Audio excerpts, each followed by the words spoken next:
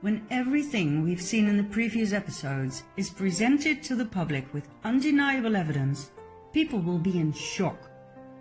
The normal way to deal with shocking information is to first deny it and ridicule the messenger, then get scared, angry or depressed, and finally accept it as the new paradigm.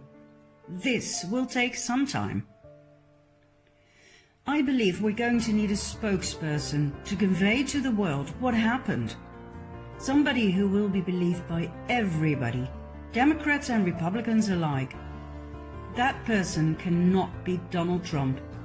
He will be hated by the Democrats, no matter how much peace he brings upon them.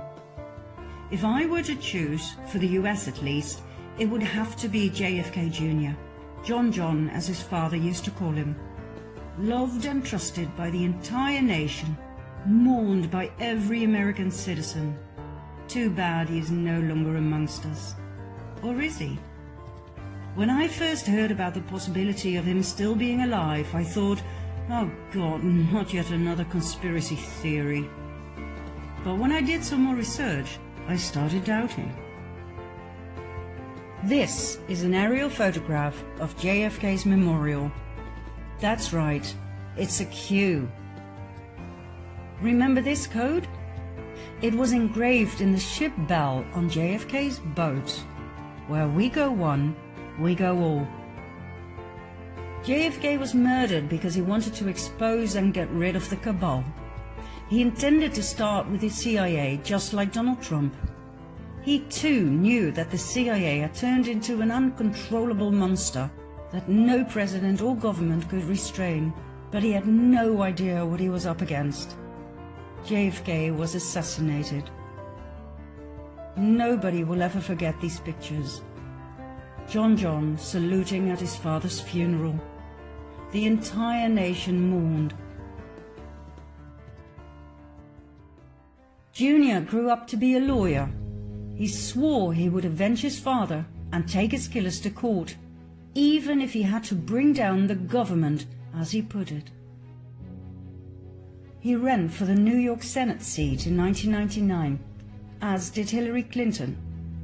John would have won by miles. He was born to be the next president of the US. But it wasn't meant to be.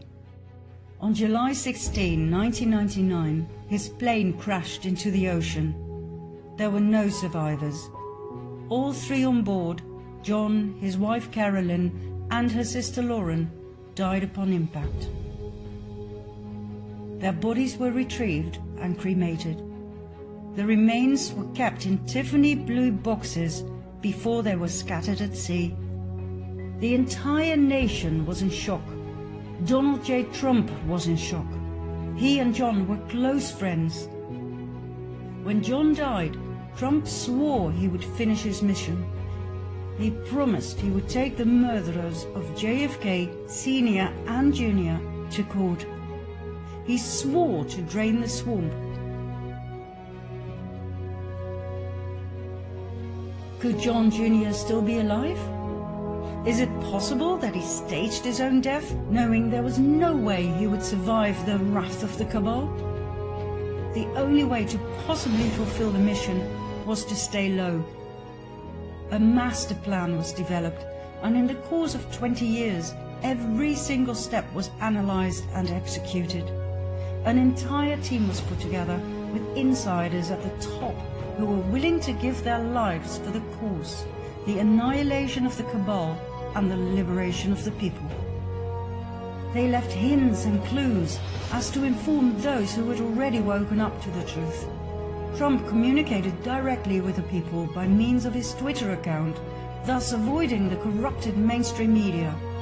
In every speech and every tweet, he used codes for the QAnons to pick up on. He used spelling errors such as kefirfe instead of coffee, referring to a new act about the saving of all social media posts by the president.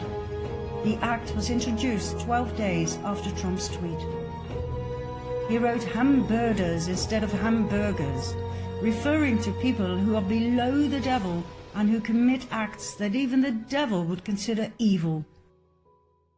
He wrote smoking gun instead of smoking gun, referring to the secret, perverted orgies of John Podesta and friends.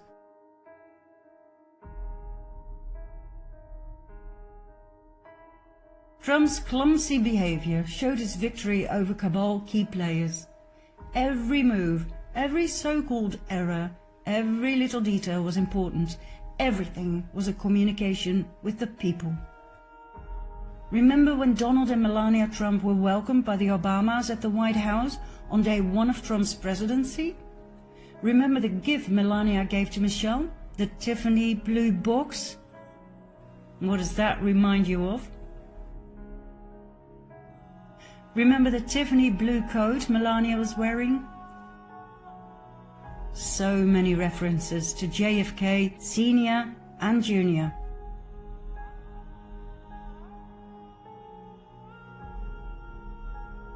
There's one more clue that John might indeed have staged his own death.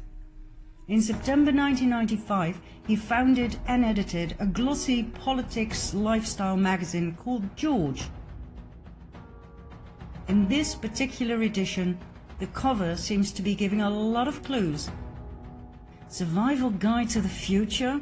Interesting. Bill Gates on world domination? Okay. Hillary Clinton, Indictment Day. Will Hillary get busted? Wow. The lady reappears in the editing room. In the background, there she is. Platform 2020. That's the year of the next presidential election. And then it reads, buckle your chin strap and hold on as George enters the time warp and re-emerges in the year 2020. Time warp? Is this John communicating that he will reappear in 2020? If John is alive, would he show himself to the public from time to time? Disguised, of course, yet clear enough for the Anons to see?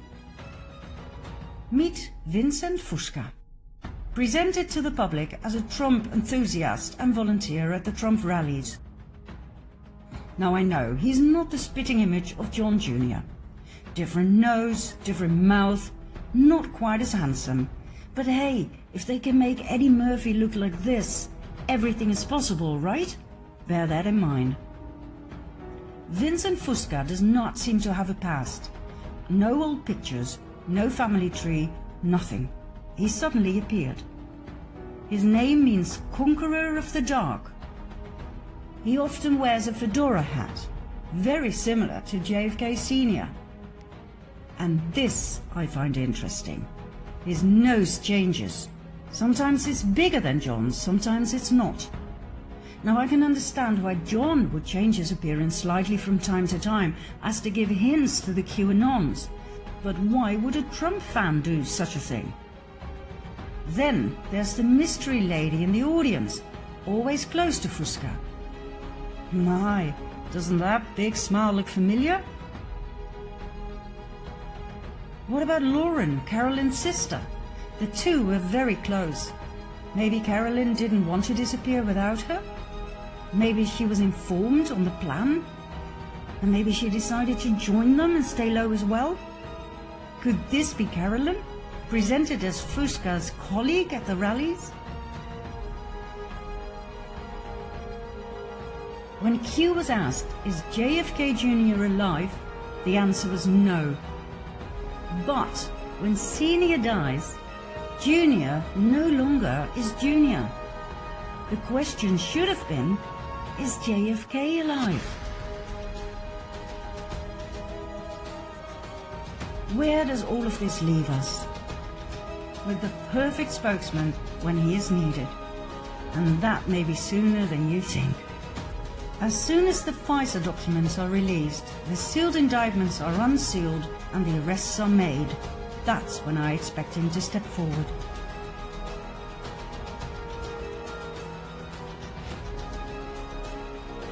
The world is in the middle of the greatest transition ever. An entire era of suppression of the masses is about to end. I doubt if we can fathom the vastness of what is about to be revealed, nor the impact it will have on the world. Think about it. World peace to start off with.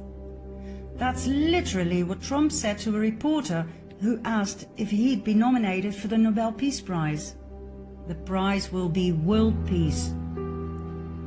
Can you imagine a world without war? I don't think we can.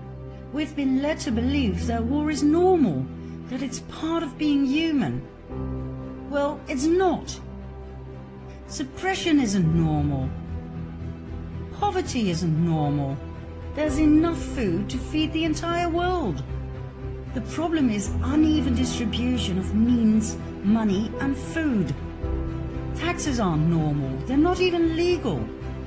Trump has already stated he will get rid of the Fed and several taxes, including income tax. As we've seen in part 2, they are illegal, unconstitutional.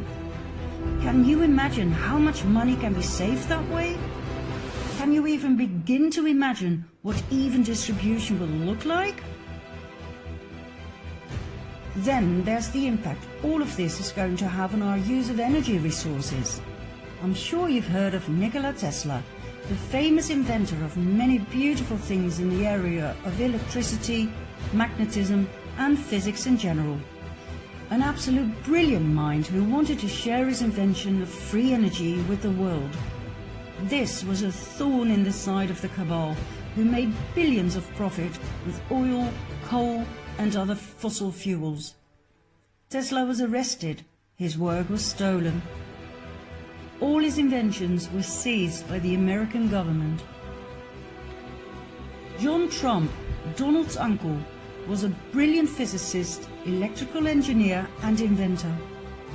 During World War II, he joined the National Defense Research Committee. In 1943, he reviewed and analyzed the Tesla papers right after Tesla died. That's right, Tesla's inventions on clean and free energy, on anti-gravity and on much more that has been kept hidden from the public because there was no money in it, fell into the hands of Donald Trump's uncle, whom he loved and greatly admired. Guess how that fits in Q's plan to save the world. Oh, and there's one more thing. Take a look at this picture. Doesn't John Trump remind you of someone? Somebody very important in the truth movement? Julian Assange. Could he be John Trump's son? Donald Trump's cousin? Let's put it this way. Nothing surprises me anymore, and it sure makes sense. And bearing in mind all the magnificent inventions of both Nikola Tesla and John Trump, I wouldn't be surprised either if they had invented a time machine.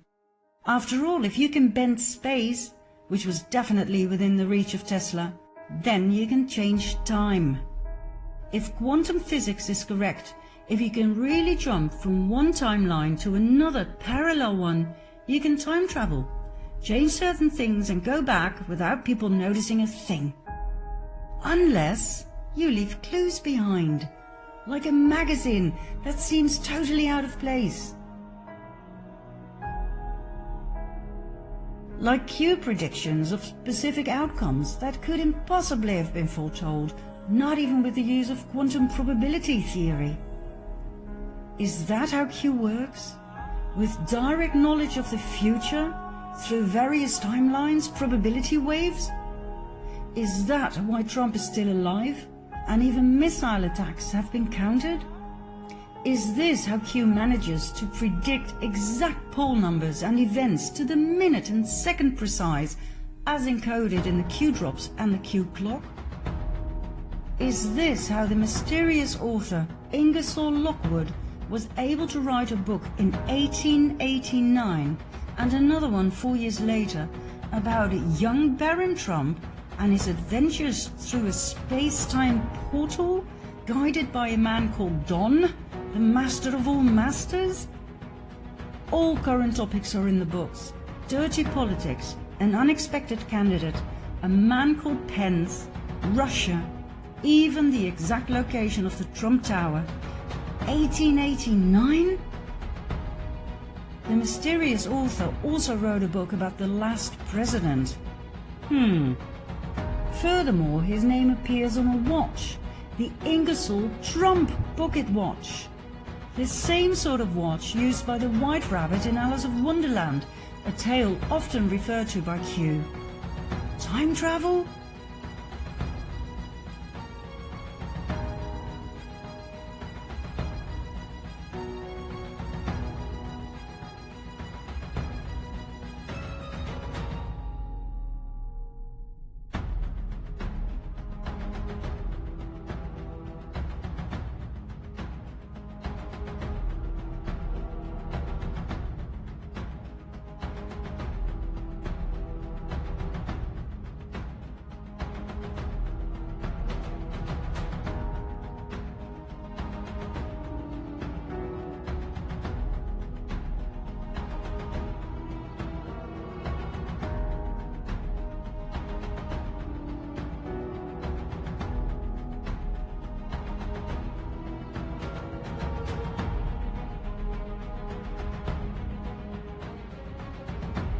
The world as we know it is about to end.